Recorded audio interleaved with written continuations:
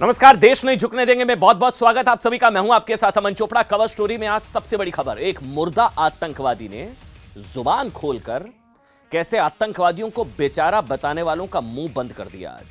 आज इसकी भी बात करेंगे और कितना जहर इस आतंक के लास्ट वीडियो में है और कैसे इसने सुसाइड अटैक को इस्लाम से जोड़ दिया, शहीद बता दिया, शहादत बता दिया। ये पूरी स्टोरी हम आपको दिखाएंगे। इसके अलावा नक्सलियों का हाफिज सईद, ये रेड टेरर के खत्म होने की बात करना जरूरी है।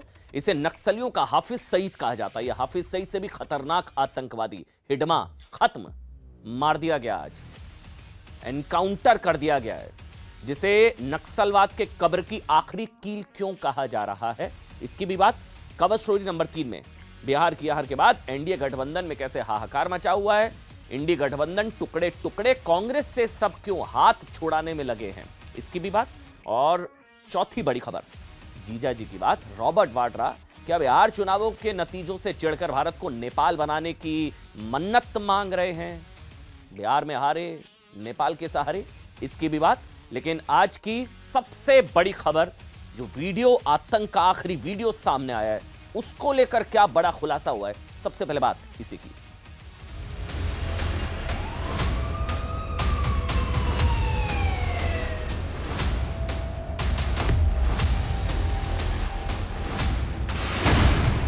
तो वो शहादत नहीं है, वो शहादत के दर्जे में किसी भी सूरत में नहीं आ सकता है। ये भटके हुए नौजवान हैं।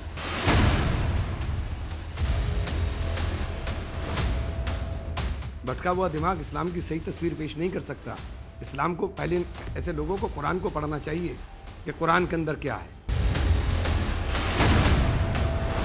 इन लोगों के जिन पे शक है अभी तो कोई प्रूव नहीं हुआ है, जिनको जो मशकूक हैं, जिनके ऊपर शक है, उनके घर वालों को, उनकी फैमिलीज को जो पूछताछ करनी है, बेशक पूछताछ करें। कश्मीर 370 हटने के बाद 2019 के बाद कश्मीर का हालत कितना सुधरा है, ये पूरी दुनिया को पता है। कि मेहरबानी करके हर जम्मू कश्मीर के बाशिंदे को और खासकर हर कश्मीरी मुसलमान को शक के नज़रिए से मत देखिए। तो यही फैमिली सबसे पहले खड़ी होती है, क्योंकि इनका पुराना रिश्ता आतंकियों से है।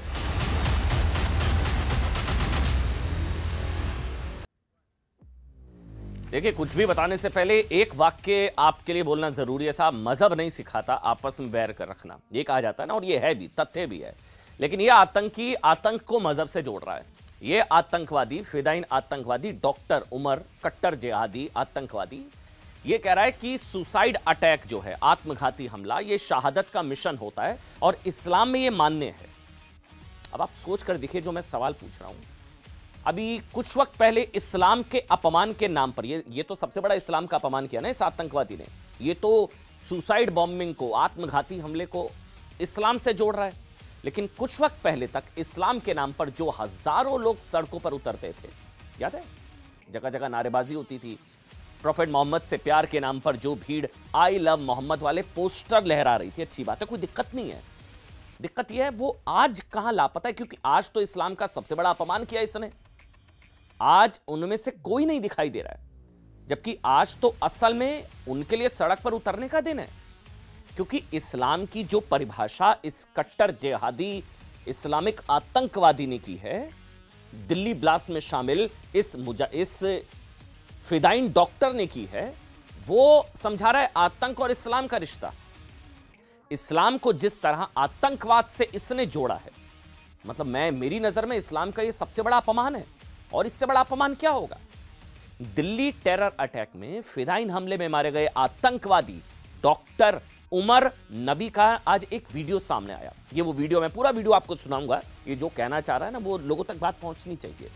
जिसमें वो लोगों को बता रहा है साहब कि आत्मघाती हमले करने वाला इस्लाम के अनुसार शहीद है। सुसाइड बॉम्बिंग शहादत का मिशन है और शहादत इस्लाम का मान्य कॉन्सेप्ट है। वैसे इस तरह की वीडियो का इस्तेमाल रेडिकलाइज करने के लिए किया जाता है। यह फिदाइन आतंकवादी यह भी कह रहा है कि आत्मघाती हमलों को गलत समझा गया, यानी वो आतंकवाद के लिए होने वाले आत्मघाती हमलों, सुसाइड, फिदाइन, कमर में बेल्ट बांधकर उड़ जाने को वो आत्मघाती हमलों को इस्लाम की मान्यताओं के मुताबिक बता रहा है। वो कह रहे हैं तो शहादत का मिशन होता है, गलत समझा जा रहा है सुसाइड अटैक्स को। कह रहा है कि सुसाइड अटैक इस्लाम में बताया गया शहादत का तरीका है। ये कट्टर जिहादी वीडियो में बता रहा है कि सुसाइड बॉम्बिंग सबसे ज्यादा गलत समझे जाने वाली अवधारणा है। जब कोई व्यक्ति यह मान लेता है कि वो एक तय जगह तय समय पर जरूर मरेगा, वो मौत के बारे में एक पूर्व धारणा के साथ काम कर रहा होता है। इसके आगे ये जिहादी कट्टरपंथी आतंकवादी आत्मघाती हमले, वो कहता है ये मार्टरडम, यानी कि ये एक तरीके से शहादत का मिशन है, ये ऑपरेशन है। मतलब मजहब के नाम पर आत्मघाती हमला उसे बता रहा है। नबी, ये उमर नबी, डॉक्टर उमर, जिस आत्मघाती हमले को शहादत का मिशन इसने बताया, इसका वीडियो आज सामने आया। इसने मरने से पहले, उड़ने से पहले ये वीडियो बनाया था। वो बताता है साहब कि उसके दिमाग में कितना जहर था कि वो जिस शहादत मिशन का जिक्र कर रहा है उस शब्द का इस्तेमाल ISIS, हमास, बोको हरम, अल-कायदा के आतंकवादी सालों से कर रहे हैं। वो इस शब्द की आड़ में छोटे बच्चों, महिलाओं को बम बना देते हैं, फिर कहते हैं तो शहादत है।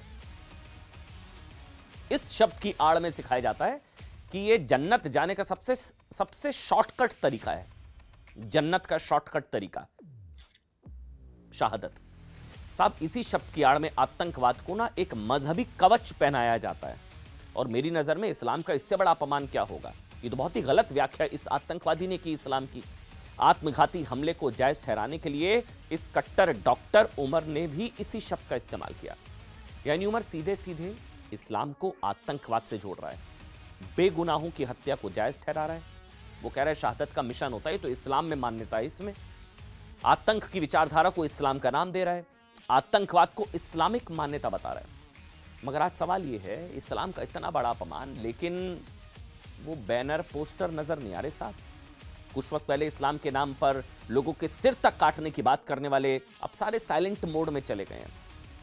यही बात कोई और कह देता ना, वैसे कहा जाता है भाई आतंकवाद का धर्म नहीं होता, जो सबसे बड़ा फैक्ट है।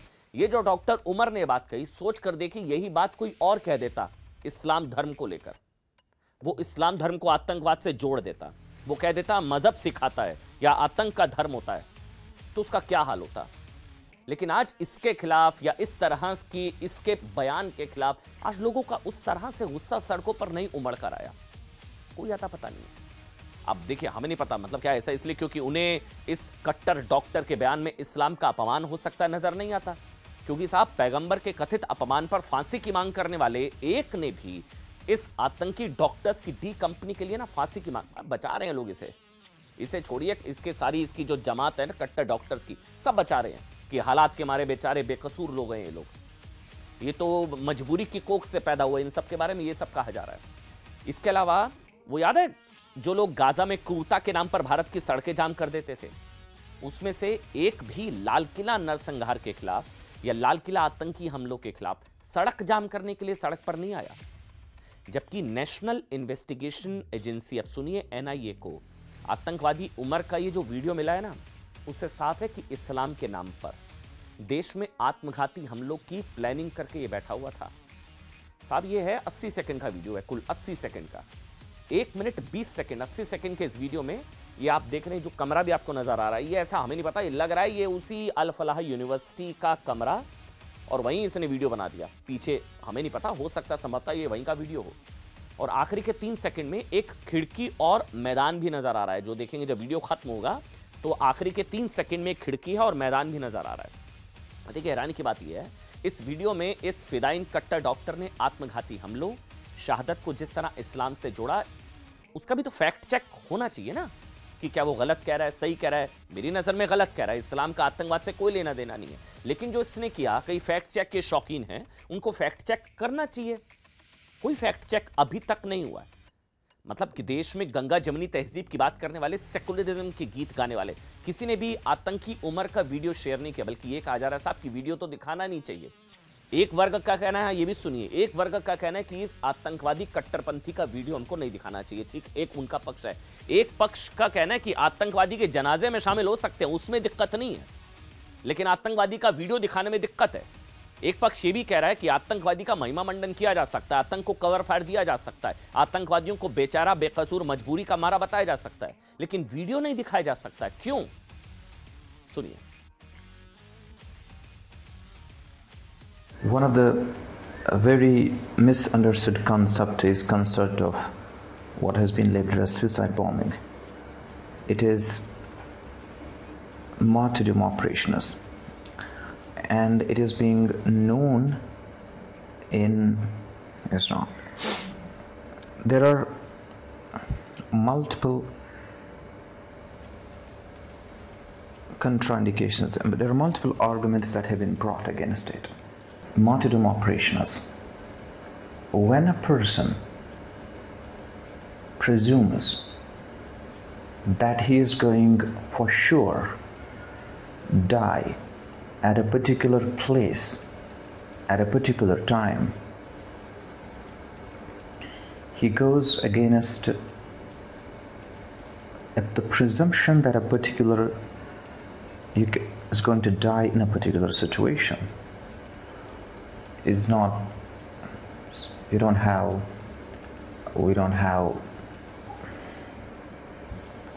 situation.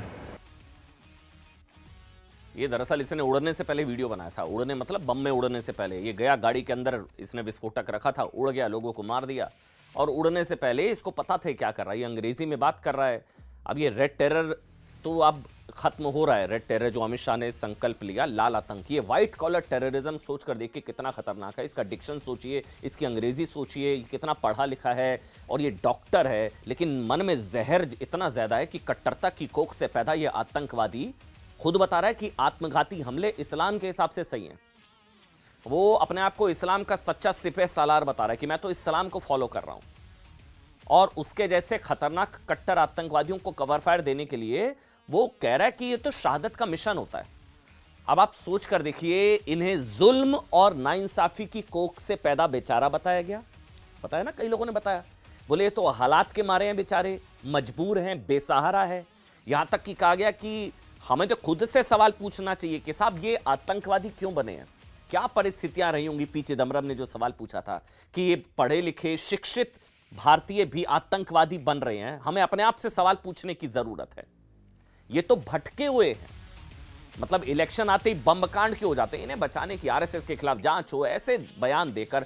साहब जो लोग इन आतंकवादियों को, इन कट्टर डॉक्टर को कवर फायर और इनके टेररिज्म को जस्टिफाई करने की कोशिश कर रहे थे, उनका मुंह मैं कहूंगा इस आतंकवादी ने ही अपना मुंह खोलकर बंद कर दिया। वो तो कह रहा मैं इतना बड़ा जिहादी हूं, वो तो कह रहा मैं तो बम मारने आया था, खुद फट गया मैं, और मैं तो इस्लाम की राह पर चल रहा था। साहब इस कट्टर आतंकवादी को कवर फायर देने के लिए नेताओं में रेस क्यों लगी थी ना, इस सवाल का जवाब आज मारे गए। अब सुनिए जो आज की एक और बड़ी खबर है। आज मारे गए 1 करोड़ के इनामी नक्सली हिडमा। ये व्हाइट कॉलर टेरर के बाद ना बात एक बार रेड टेरर की भी कर लेते हैं। नक्सली हिडमा मर गया, मार दिया गया उसको, नक्सली हिडमा। ये कवर फायर वाला लिंक समझा रहा हूं। हिडमा इतना खूंखार था ना साहब कि इसे भारत का हाफिज सईद कहा जाता था। हाफिज सईद, इन नक्सलियों का हाफिज सईद। अब उमर हिडमा में फर्क क्या है, मतलब सुरक्षा एजेंसियों की नजरों में आतंकी उमर और नक्सली हिडमा में कोई फर्क नहीं है साहब। दोनों ही देश के दुश्मन थे। हिडमा मरे या मरे ओसामा या मरे डॉक्टर उमर, हमें तो मिठाइयां बांटनी चाहिए, इन दोनों में कोई फर्क होना नहीं चाहिए, दोनों मरे। लेकिन साहब आतंकी उमर और नक्सली हिडमा को अलग अलग नजरों से कौन देखता है ना, ये बात आप ऐसे भी समझ सकते हैं कि साहब आतंकी उमर के बचाव में जितने अजीब और बेहुदा तर्क दिए गए, याद है ना आपको, क्या क्या नहीं कहा गया, क्या क्या, मजबूर, बेसहारा, बेचारा, सताया हुआ मुसलमान, ऐसा एक भी तर्क क्या हिडमा के पक्ष में दिया गया? आप सोच कर देखिए, हिडमा आज की इतनी बड़ी खबर है, नक्सलियों का हाफिज सईद हिडमा को मार दिया। किसी ने इसको मजहबी डिस्काउंट दिया हिडमा को? किसी ने कहा कि ये भी जो है मजबूरी की कोख से पैदा हुआ आतंकवादी, भटका हुआ नौजवान, बेचारा, बेसहारा। हिडमा को किसी ने कहा एक भी शब्द इस तरह का? आतंकी उमर और उसकी डी कंपनी को बचाने के लिए परिस्थितियों का हवाला देने वाले बहुत हैं, लेकिन आज किसी ने नहीं कहा कि हिडमा भी मजबूरी का मारा था। किसी ने कहा परिस्थितियों ने उसे नक्सली बना दिया। हमें अपने आप से सवाल पूछने की जरूरत है। आतंकी उमर को जुल्म की कोख, अबू आसिम आजमी का बयान था, मुझे याद है। आतंकी उमर कट्टर डॉक्टर, फिदाइन, जिहादी, कट्टरपंथी, उसके लिए कह रहे थे कि उसके लिए सवाल जब पूछा गया इस आतंकवादी हमले को लेकर, तो अबू आसिम आजमी ने कहा जुल्म की कोख से पैदा जो है आतंकवाद होता है। हिडमा के लिए किसी ने इस तरह के शब्दों का इस्तेमाल किया क्योंकि आतंकवाद, आतंकी, हिडमा आतंकवादी, चैप्टर क्लोज। लेकिन आप समझ कर देखिए फर्क क्यों। ऐसा इसलिए क्योंकि हिडमा एक आदिवासी था और आतंकी उमर का नाम मुस्लिम समुदाय से जुड़ा है, और हमारी नजर में दोनों आतंकवादी दोनों मरे देश पहले। क्या इसलिए आतंकी उमर को भटका हुआ बताकर पूरे मामले को भटकाने की कोशिश हो रही है? साहब एक और सुनिए, कल याद है हुसैन दलवाई ने क्या कहा था, कांग्रेस के सीनियर लीडर, कश्मीर में जो कुछ हुआ तभी उसका परिणाम। आज गांधी परिवार के करीबी हैं। आज की बड़ी खबर है, इमरान मसूद कह रहे हैं कि वो तो भटका हुआ नौजवान, आतंकवादी, कट्टरपंथी, जिहादी, सबसे बड़ा फिदाइन डॉक्टर कट्टर उमर। न्यूज 18 से बातचीत की, उसे बताया भटका हुआ नौजवान, भटका हुआ। अब आप सोच कर देखिए, ये कावड़ यात्रा में उत्पात को आतंक बता देते हैं कुछ लोग, समाजवादी पार्टी से हैं और इन्हीं की विचारधारा से जुड़े लोग हैं। कावड़ में उत्पात करने वालों को आतंकवादी, लेकिन असल आतंकवादियों को भटका हुआ युवा बताते हैं। साहब खुद कांग्रेस सरकार में हिंदुओं को आतंकवाद से जोड़ा जा चुका है, लेकिन उमर जैसे आतंकवादी इनके लिए भटके हुए युवा हैं। इसी को लेकर बीजेपी का कहना है कि इमरान मसूद का जो बयान है कि कांग्रेस तुष्टीकरण के लिए आतंकवादी को भी ना आतंकवादी कहने से बच रही है। भटका हुआ युवा, सुनिए।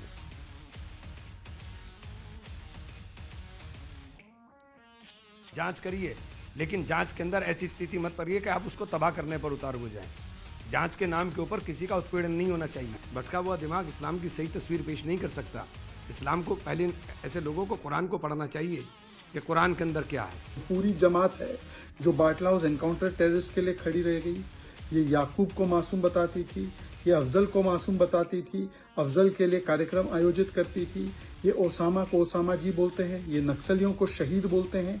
इनके लिए वोट बैंक नीति राष्ट्र नीति के ऊपर है, और इसीलिए आज माओवादी मुस्लिम लीगी कांग्रेस फिर से एक बार आतंक की पैरवी करे, क्योंकि उसके लिए वोट बैंक नीति राष्ट्र नीति के ऊपर है। अब एक और चीज सुन लीजिए, आतंकवादी ना दिल्ली को गाजा पट्टी बनाने की तैयारी कर चुके थे। आज की एक और बड़ी खबर है, ये लोग दिल्ली को, राजधानी, राष्ट्रीय राजधानी दिल्ली को गाजा पट्टी बनाना चाह रहे थे। डी कंपनी यानी कि ये कट्टर डॉक्टर्स की डी कंपनी के इन आतंकवादियों की योजना दिल्ली में आतंकवादी संगठन हमास की तरह भीषण हमले करने की थी। इसके लिए दिल्ली में हमास के पैटर्न पर अटैक और सुसाइड बॉम्बिंग की तैयारी पूरी हो रही थी। ये लोग कह रहे हैं भटके हुए, जिसको इमरान मसूद ने कहा भटका हुआ नौजवान, ये इतना भटक गया था कि हमास के पैटर्न पर सुसाइड बॉम्बिंग की तैयारी कर रहा था। ये आतंकवादियों की योजना आत्मघाती बम धमाकों के साथ साथ ड्रोन तकनीक में बदलाव करके रॉकेट मॉडल से बम धमाके की थी। इसके अलावा एक बार मैं जल्दी से आपको 10 खुलासे आज के बता देता हूं। आज एक और डॉक्टर पकड़ा गया और एक और आरोपी जिसका नाम है जसीर बिलाल वानी, दानिश को आज 10 दिन की एनआईए रिमांड में भेज दिया गया।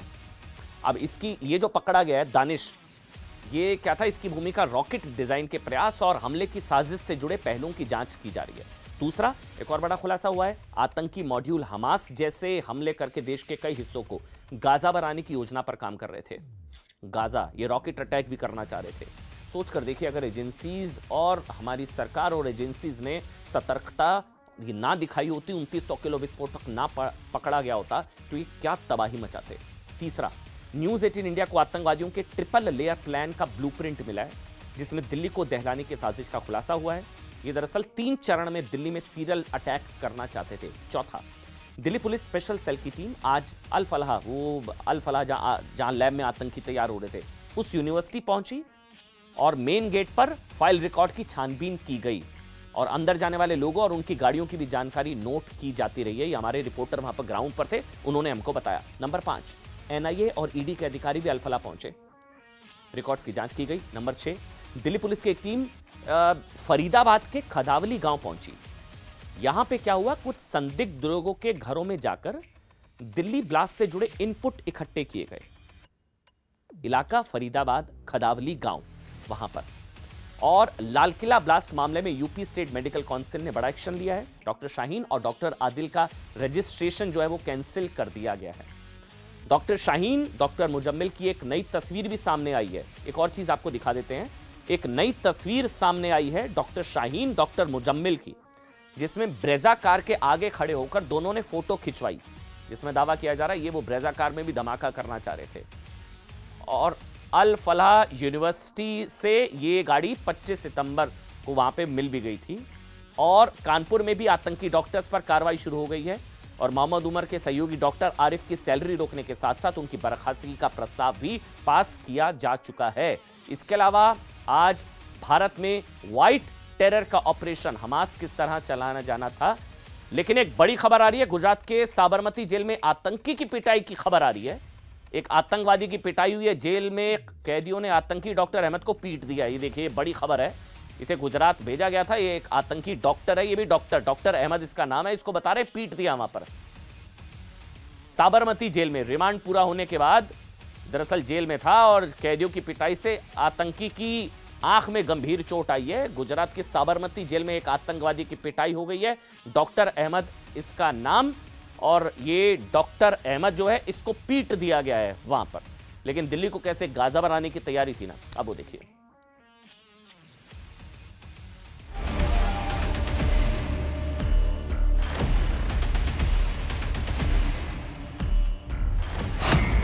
दिल्ली को दहलाने के आतंकियों के प्लान पर सबसे बड़ा खुलासा।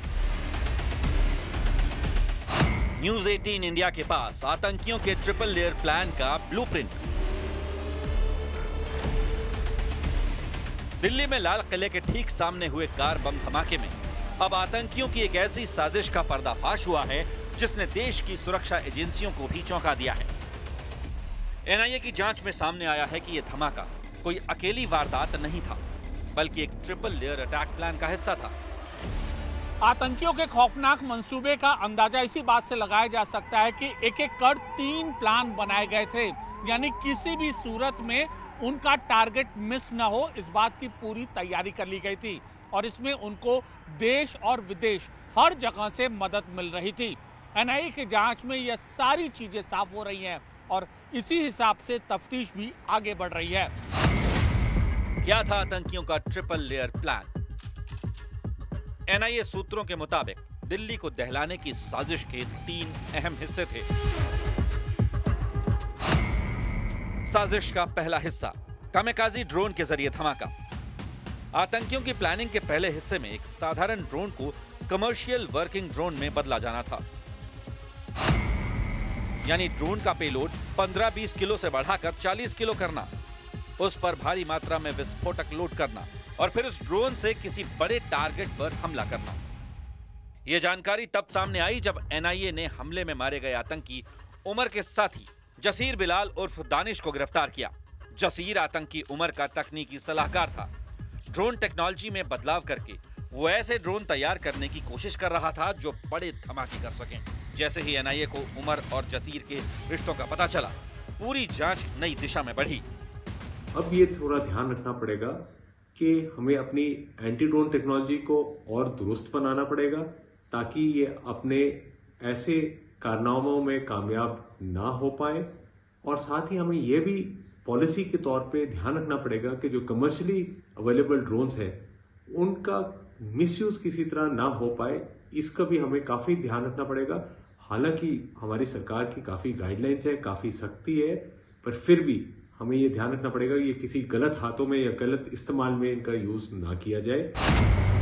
साजिश का दूसरा हिस्सा, रॉकेट अटैक। जांच एजेंसियों के मुताबिक आतंकियों के प्लान का दूसरा चरण था रॉकेट लॉन्चर से हमला करना। कार बम धमाके से पहले जसीर की मदद से आतंकी रॉकेट से किसी बड़े टारगेट को उड़ा देना चाहता था। एनआईए सूत्रों का कहना है कि आतंकियों को इस अटैक के लिए ऑनलाइन प्रोफेशनल ट्रेनिंग मिल रही थी। उन्हें बताया जाता था कि एक्सप्लोजिव पदार्थ का कितना पेलोड होना चाहिए, कितना विस्फोटक कैरी करना संभव है, ज्यादा तबाही के लिए किस तरह मिश्रण तैयार किया जाए। जानकारी के मुताबिक पहलगाम हमले के बाद आतंकियों का यह मॉड्यूल बेहद गोपनीय तरीके से एक दूसरे से संवाद कर रहा था। दिल्ली में लाल किले के पास कार में विस्फोट हुआ था, उसी मॉड्यूल के एक आतंकवादी को उन्होंने गिरफ्तार किया है जो मास्टरमाइंड का सहयोगी था और टेक्निकल असिस्टेंस दे रहा था इन आतंकवादियों को। इस टेक्निकल असिस्टेंस में वो ड्रोन्स को मॉडिफाई करने की साजिश में शामिल था और रॉकेट लॉन्च करने की भी कोशिश कर रहे थे। साजिश का तीसरा हिस्सा, कार बम धमाका।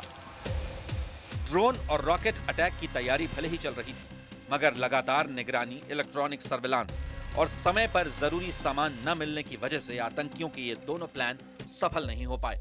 इसके बाद इस मॉड्यूल ने तीसरे और आखिरी प्लान को अंजाम दिया। 10 नवंबर को दिल्ली में लाल किले के पास हुआ यही वो धमाका था जिसने आतंकियों की पूरी साजिश को सुरक्षा एजेंसियों के सामने बेनकाब कर दिया। नए खुलासे से बदली जांच की दिशा। उमर, जो इस मॉड्यूल की कमान संभाल रहा था, एक पहले ऑपरेशन में मारा जा चुका है। इस वक्त एनआईए की पूछताछ उमर के नेटवर्क, जसीर की भूमिका और उन सभी लोगों पर केंद्रित है जिन्होंने ट्रिपल लेयर अटैक प्लान को तैयार करने में मदद की। एनआईए की तेज कार्रवाई ने इस प्लान को रोक जरूर दिया, मगर खुलासा बताता है कि खतरा कितना बड़ा था। Amit Pandey, news 18 India, Delhi. उधर आज की एक बहुत अच्छी खबर है, हिडमा मर गया। हिडमा कौन? लाल आतंक का सबसे घिनौना, सबसे खतरनाक नक्सलियों का हाफिज सईद कहा जाता है, जिसे 1 करोड़ का नक्सली आतंकवादी हिडमा मार दिया गया।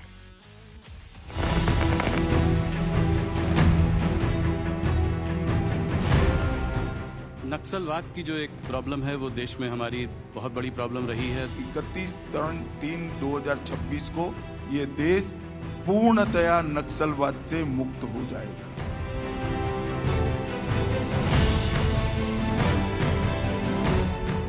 कहीं भी जाएगा उनके पास अभी कोई विकल्प नहीं है, यदि पाताल में जाए, आकाश में जाए या दूसरे प्रांतों में जाए। आंध्र प्रदेश की सीमा में हुआ ये नक्सल विरोधी अभियान और उसमें हिडमा के न्यूट्रलाइज होने की सूचना है। सरेंडर करना है तो सीज फायर करने की जरूरत ही नहीं है, हथियार डाल दो, पुलिस एक भी गोली नहीं चलाएगी। माडवी हिडमा का इस मुठभेड़ में मारा जाना सुरक्षा बलों के लिए काफी एक निर्णायक बढ़त है। मेरी बात याद रखना, 31/3/2026 को ये देश नक्सलवाद से मुक्त हो जाए।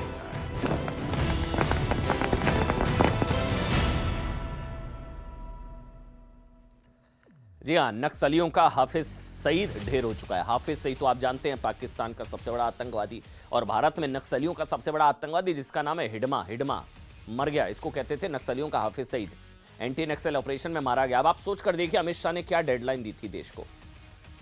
31 मार्च 2026, 31 मार्च 2026 देश से लाल आतंक के अंत की डेडलाइन दी थी। रेड टेरर का गेम ओवर हो जाएगा तब तक। नक्सल मुक्त भारत का सपना दिखाया था देश के गृह मंत्री अमित शाह ने।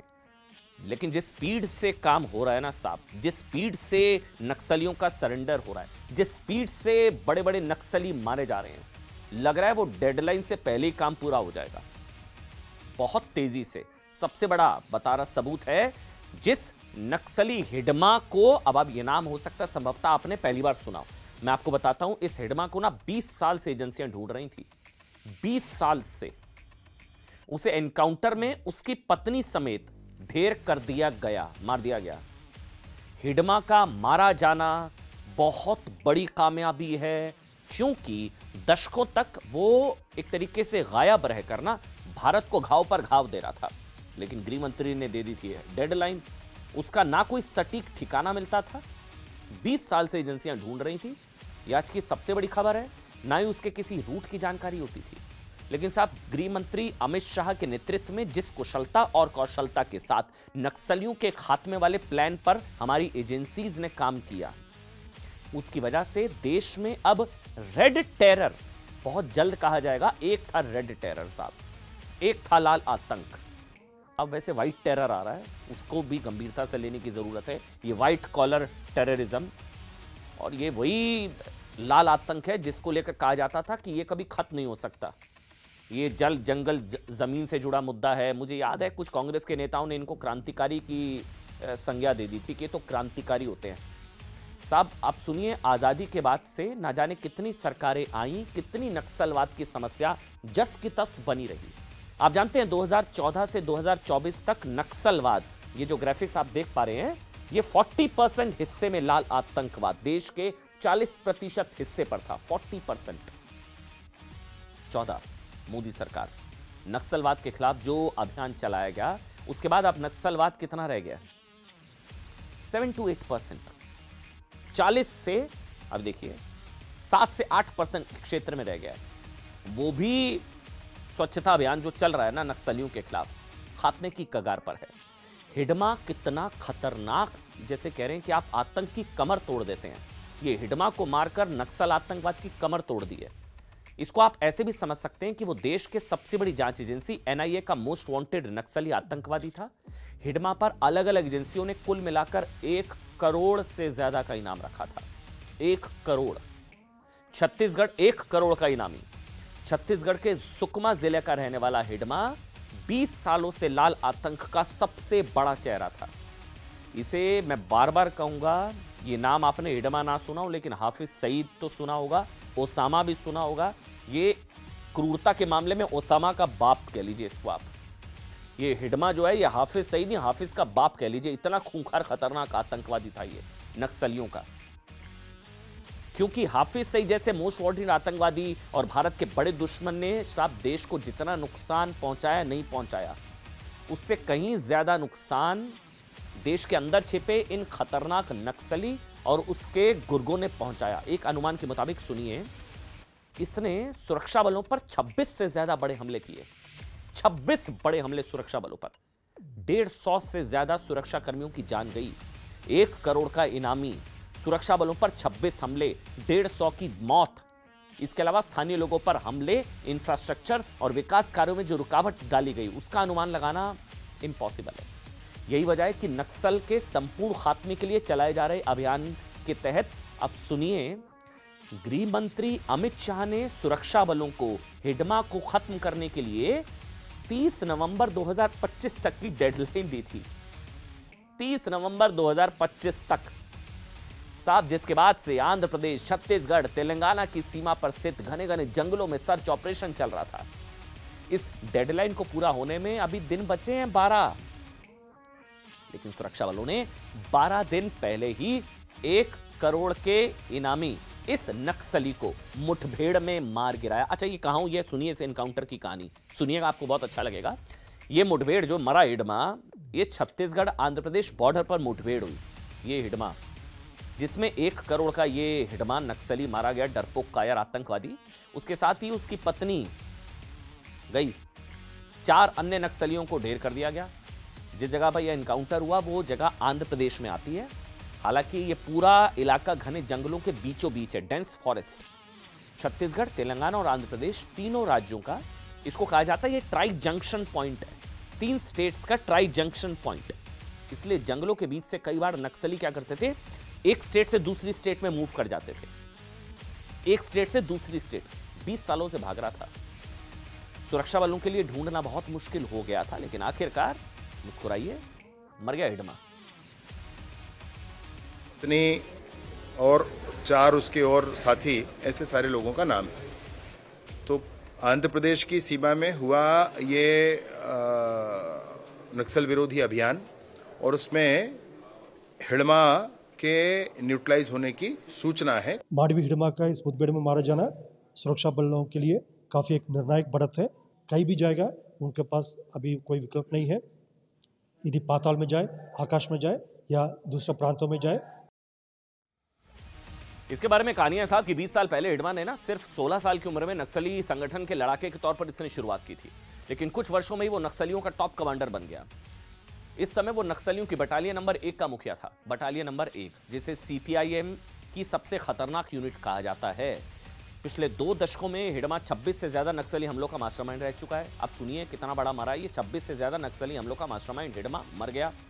2010 का दंतेवाड़ा हमला, 76 सीआरपीएफ जवान हमारे शहीद हुए थे, कहते हुए यकीन मानिए आदमी कलेजा मुंह को आता है। हमारे 76 जवानों का ये कातिल हत्यारा, इसलिए कह रहा हूं आज मिठाइयां बांटिए, लड्डू बांटिए और आज जश्न मनाने का दिन है। जब 76 सीआरपीएफ जवान मारे गए थे ना, एक यूनिवर्सिटी में जश्न भी बना था। मुझे आज जानकारी नहीं, मैं चाहूंगा अगर इसको पता किया जाए कि क्या उस यूनिवर्सिटी में आज जश्न मना।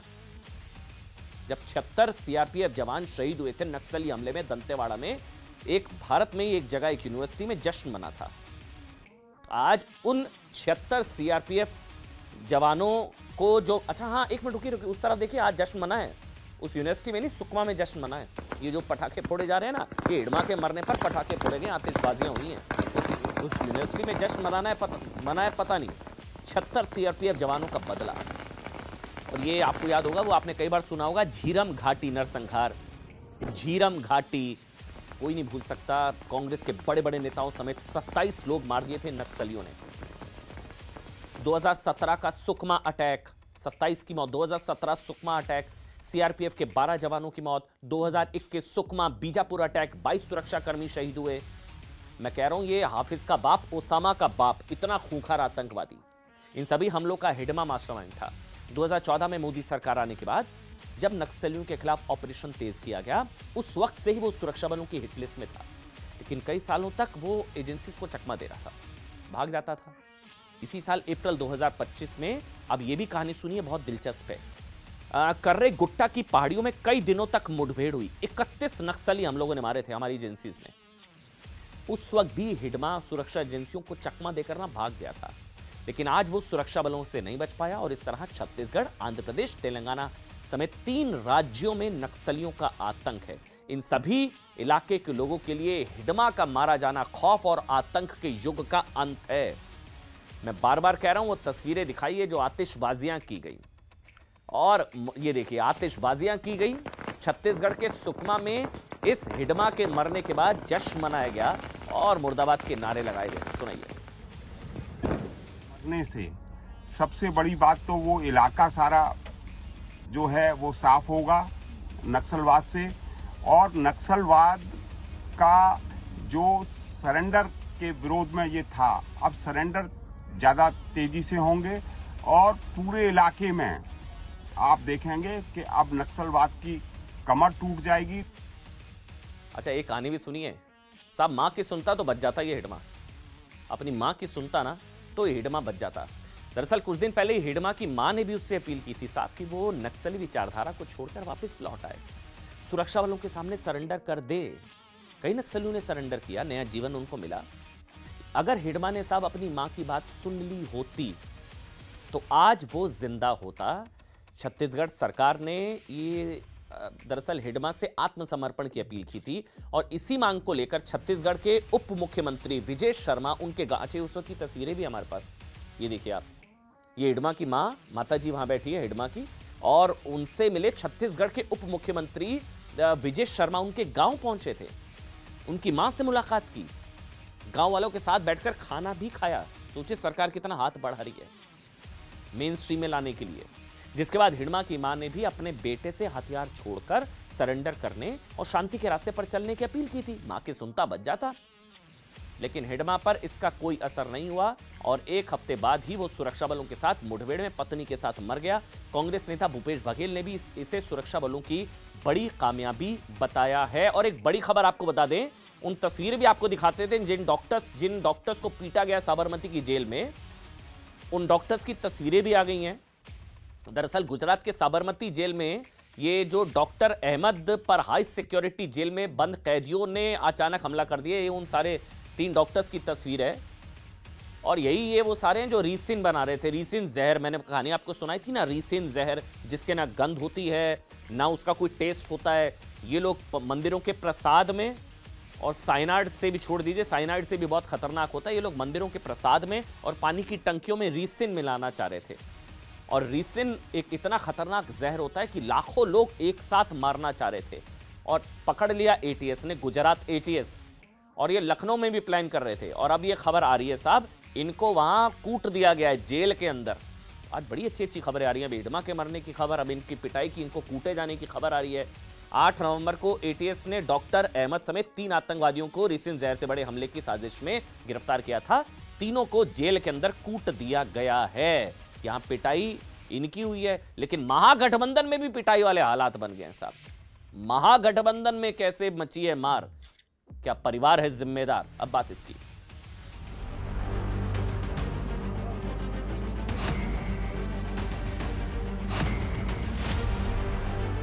विद्वेषपूर्ण राजनीति भारतीय जनता पार्टी की है, इसी वजह से हम अगर विरोध कर रहे हैं तो अन्य भी विद्वेषपूर्ण राजनीति का हम उसी तरह से डटकर विरोध करते रहेंगे। यही कांग्रेस की विचारधारा है। कांग्रेस की बहुत बड़ी भूल है और हमारे जैसे लोग भी कांग्रेस से अलग ही इसलिए हैं कि कांग्रेस कभी ईमानदारी से काम नहीं करती है, हमेशा इस्तेमाल करती है, छोड़ देती है, और कांग्रेस पूरे देश में सिकुड़ती जा रही है। और अकेला लड़े के साथ में लड़े कोई फर्क नहीं पड़ता है। बिहार में भी साथ में ही लड़े थे ना, क्या हो गया? कुछ भी नहीं हो गया। अब यहाँ भी तो देखिए महाविकास आघाड़ी बनी थी महाराष्ट्र में, जब लोकसभा का चुनाव आया तब भी कांग्रेस ने क्या की? तो कांग्रेस हमारे साथ होगी तभी नैया पार होगी, और कांग्रेस को यदि लगता है कि वो बहुत ताकतवर है तो अपनी नाव अकेले लेकर जाए। बाहर बहुत बड़ा तूफान है, उस तूफान में फंस के हिचकोले खाएगी।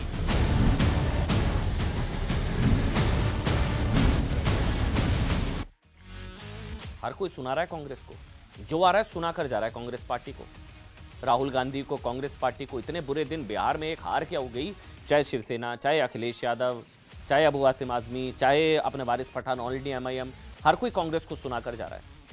अब देखिए नतीजे, अभी एक हफ्ता भी नहीं हुआ ना शायद, साइड इफेक्ट बढ़ने लगे हैं। गठबंधन टुकड़े टुकड़े, लालू परिवार झगड़ा, साइड इफेक्ट महाराष्ट्र तक पहुंच गई है लड़ाई। महाराष्ट्र गठबंधन टूट गया है। बिहार में चुनावी नतीजों में महागठबंधन की करारी हार के बाद पहले लालू परिवार में विवाद शुरू हुआ। लालू की बेटी रोहिणी आचार्य जी ने आरोप लगाया कि उनको मारने के लिए चप्पल उठा दी गई, वो घर छोड़कर चली गई।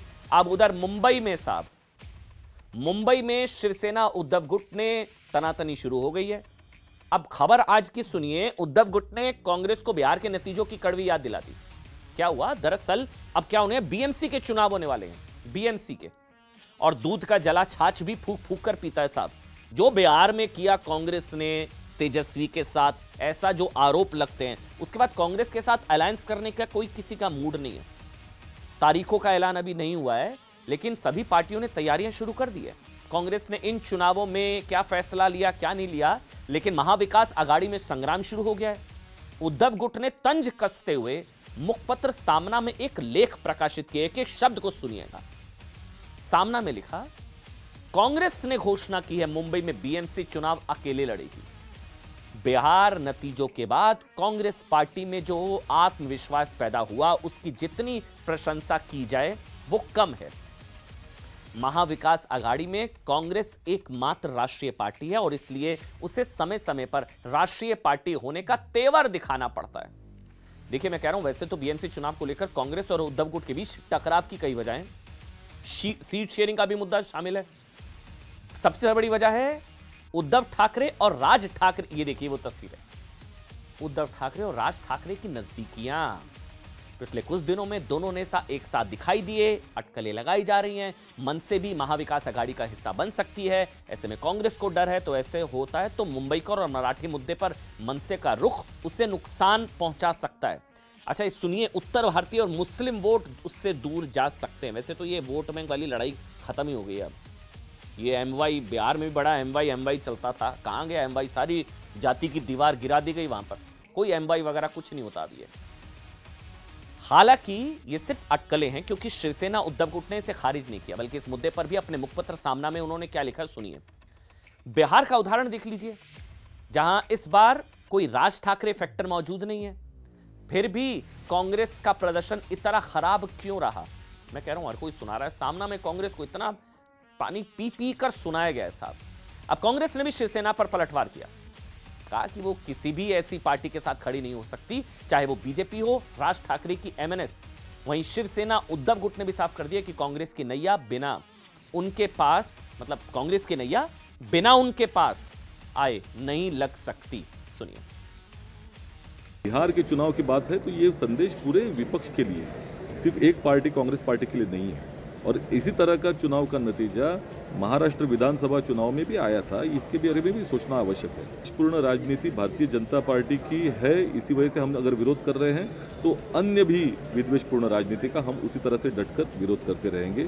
यही कांग्रेस की विचारधारा है। कांग्रेस को यदि लगता है कि वो बहुत ताकतवर है तो अपनी नाव अकेले लेकर जाए। बाहर बहुत बड़ा तूफान है, उस तूफान में फंस के हिचकोले खाएगी। बिहार में आरजेडी के साथ लड़ के 10 नंबर पर नहीं पहुंच पाई, 6 पर रुक गई। तो जब अकेले लड़ती तो शून्य में भी आ सकती थी। सुना आपने, आनंद दुबे हैं, शिवसेना उद्धव गुट से हैं। अब उद्धव ठाकरे उद्धव गुट भी सुना रहे हैं। लेकिन साहब ये से महागठबंधन टुकड़े टुकड़े नहीं है। खुद कांग्रेस के अंदर भी नतीजों के बाद से बौखलाहट है। बौखलाहट भी ऐसी कि साहब बिहार तो बता चुका है, बिहार का जेंजी बता चुका है कि बिहार का जेंजी किसके साथ है। बिहार का जेंजी परिवारवाद के खिलाफ है, बिहार का जेंजी वंशवाद के खिलाफ है, और ये बिहार के जेंजी ने बता दिया। लेकिन बिहार की हार की बौखलाहट ऐसी कि नेपाल, बांग्लादेश, श्रीलंका वाले सपने आ रहे हैं। वो भारत में भी जेंजी वाले प्रदर्शन का सामना हो सकता है। मतलब इस बार ऐसी कामना किसने की है? सोनिया गांधी के दामाद, राहुल गांधी के बहनोई और प्रियंका वाड्रा जी के पति रॉबर्ट वाड्रा। माथे पर ऐसे बड़ा सा तिलक लगाकर पॉलिटिक्स में एंट्री मारने की कोशिश। रॉबर्ट वाड्रा ने कहा कि लोग बहुत गुस्से में हैं, वो नहीं चाहते कि वो हिंसक प्रदर्शन करे, लेकिन लोग जरूर बाहर आएंगे। फुल भड़का रहे थे साहब, ये कोई लाग लपेट छोड़िए, सीधी बात बोलनी चाहिए। फुल भड़का रहे थे। इनका बयान मैं आपको सुनाऊंगा। कह रहे हम नहीं चाहते, हम नहीं चाहते, हम नहीं चाहते, लेकिन लोग चाह रहे हैं, लोग प्रदर्शन करें, वो जरूर बाहर आएंगे। रॉबर्ट वाड्रा की ये बौखलाहट सिर्फ उनकी नहीं है। बिहार चुनाव के नतीजों के बाद से ही कांग्रेस के ऊपर से लेकर नीचे तक सबके दिल में बस यही शायद अरमान है। और ये बहुत पहले से है। अभी बिहार चुनाव से पहले भी ऐसी अपील खुद राहुल गांधी कर चुके हैं साहब। 24 घंटे में 3 बार Gen Z Gen Z Gen Z Gen Z Gen Z. Rahul Gandhi ने सोशल मीडिया पोस्ट में लिखा था कि देश की जेंजी के वो साथ खड़े हैं, वो संविधान लोकतंत्र के साथ वोट चोरी को रोकेगा, लोकतंत्र को बचाएगा। उन्हें उम्मीद तो थी कि उनका जेंजी सड़क पर भले ना उतरे, लेकिन पोलिंग बूथ पर उनके पक्ष में खड़ा होगा। और जेंजी किसके साथ खड़ा है? बिहार के लोगों ने बता दिया। बिहार के लोगों ने बता दिया कि देश का जेंजी किसके साथ खड़ा है। रॉबर्ट वाड्रा को फिर भी क्या उम्मीद है? एक बार आपको बयान सुना देते हैं रॉबर्ट वाड्रा का, क्या कुछ कहा उनकी तरफ से। क्योंकि राहुल गांधी पहले जेंजी, 24 घंटे में 3 बार जेंजी शब्द का इस्तेमाल किया। फिर एंट्री हुई थी प्रियंका वाड्रा की, उन्होंने भी जेंजी, और अब आए रॉबर्ट वाड्रा जी, जीजा जी, वहां पर भी जेंजी। सुनिए। हम नहीं चाहेंगे कि मारपीट की कोई आंदोलन हो, और इस तरह का हम कभी भी नहीं बोलेंगे कि जेन जी को इस तरीके से बाहर आना चाहिए। पर लोगों में गुस्सा तो है, जहां वो इलेक्शन हारते हैं तो गुस्सा तो है, वो ज़रूर बाहर आएंगे।